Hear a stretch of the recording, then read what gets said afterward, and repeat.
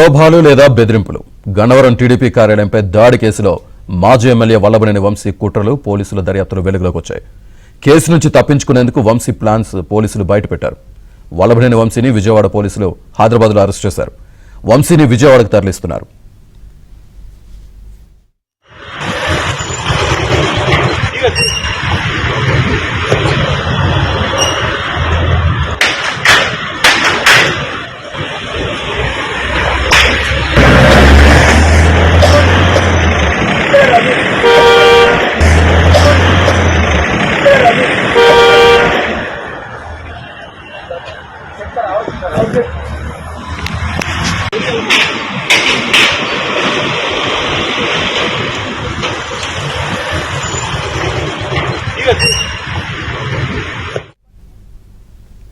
సోమిరెడ్డి చంద్రమోహన్ రెడ్డి మీడియాతో మాట్లాడుతున్నారు. అలా చూద్దాం. ఇంకా చాలా చెత్త లాంగ్వేజ్ వాడాడు. అరే ఫస్ట్ రౌండ్ లో పారిపోయినోడివి, ఫస్ట్ రౌండ్ లో ట్రయల్ బిహైండ్ పారిపోయి అమెరికాకు పోయి అక్కడ వీసా తీసుకొని ఇండియాలో వదిలేయాలని చెప్పన్న పిరికి బంధవి నువ్వు. ఇండియాలోనే వదిలేసే ప్రయత్నం చేసిన పిరికి బంధవు నువ్వు.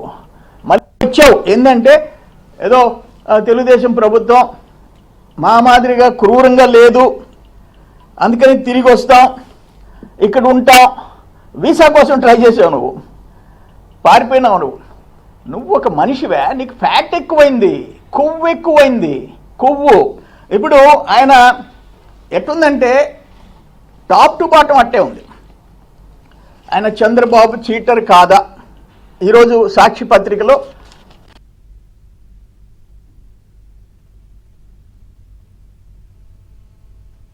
నేను అడుగుతున్నాను, మద్యపాన నిషేధం అని చెప్పి జగన్మోహన్ రెడ్డి నెలకి 300-350 కోట్లు క్రేట్ కింద తీసుకొని దాదాపు 18,000-20,000 కోట్లు దోచుకొని మనుషుల ప్రాణాలు తీసావు. నాసిరకం మందిచ్చి మనుషుల ప్రాణాలు తీసావు. నువ్వు చీటరా? చంద్రబాబు నాయుడు గారు చీటరా? నువ్వు సిపిఎస్ రద్దు చేస్తానన్నావు, జాబ్ క్యాలెండర్ ప్రతి ఏటా రిలీజ్ చేస్తానన్నావు, డిఎస్సి నోటిఫికేషన్ ప్రతి ఏటా ఇస్తానన్నావు, పోలవరం పూర్తి చేస్తానన్నావు, ప్రత్యేక హోదా తెస్తానన్నావు, 3 రాజధానులు నిర్మాణం చేస్తానన్నావు. ఏ ఒక్కటి నువ్వు చీటరే చంద్రబాబు అని చెప్పేసి మాట్లాడతావా? నీవెంత? నీ బతుకెంత? నీ లైఫ్ ఏంటి? తల్లిని చెల్లిని ఇంట్లో నుంచి దూరం చేసుకున్నాడివి నువ్వు. తల్లి చెల్లి నీ గురించి చెప్పిన విషయాలు వింటే నువ్వు కూడా ఒక మానవ. నీ దగ్గర ఉండే వాళ్ళు అట్టే ఉండరు. ఈరోజు వల్లభనేని వంశీ అతను ఒక్కడు కాదు, ఇటువంటి వాళ్ళు నలుగురు ఐదుగురు చట్టానికి అతీతులు కాదు. ఊచలు లెక్క పెట్టాలా. రాష్ట్రంలో ప్రజలు కానీ తెలుగుదేశం కార్యకర్తలు కానీ కొంచెం అయినా తృప్తిగా ఉండాలంటే లాస్ట్ 5 years అరాచకాలకి ఇప్పుడు మేము ఎన్ని కేసులు పెట్టించుకున్నాం? ఎంతమందిని నువ్వు జైలుకి పంపించావు? మా బాస్ దగ్గర నుంచి ఎంతమందిని పంపించావు? మేము అర్ధరాత్రి దాకా కోర్టులు బెయిల్ ఇస్తే బయట వచ్చావు. రేపు కూడా ఒక వాయిదాకి నేను తిరగాల చేయని తప్పులకి. అటువంటి ఎన్నో చేసావు. అందుకనే ఏంటంటే వాళ్ళేం అతీతులు కాదు. భారీ దోపిడీ చేసిన వాళ్ళు, భారీగా దుర్మార్గాలు చేసిన వాళ్ళు, కార్యకర్తల మీద చంపినోళ్ళు, కొట్టి చంపినోళ్ళు, చంపించినోళ్ళు, ఆస్తులు దోచుకున్నోళ్ళు, వాళ్ళు ఇంకా ఒక 4-5 ఉన్నారు. మా ప్రభుత్వం చట్టానికి అతీతంగా కాదు, చట్టానికి లోబడి వాళ్ళని కూడా ఊచలు లెక్క పెట్టించకపోతే ఒక కాన్ఫిడెన్స్, ఒక ధైర్యం, ఇటువంటి దుర్మార్గాలను ఎదుర్కొనే ధైర్యం రావాలంటే చేసి తీరాలా. ఏదేమైనా ఈరోజు వల్లభనేని వంశీ జైలుకు పోవాలా.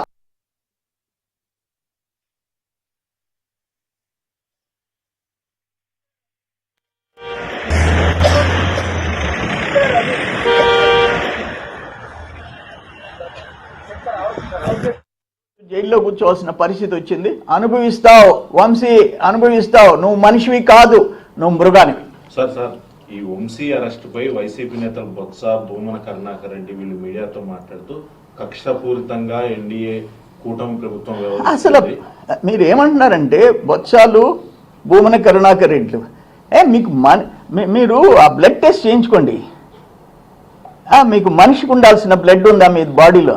ఏం మాట్లాడుతున్నారు?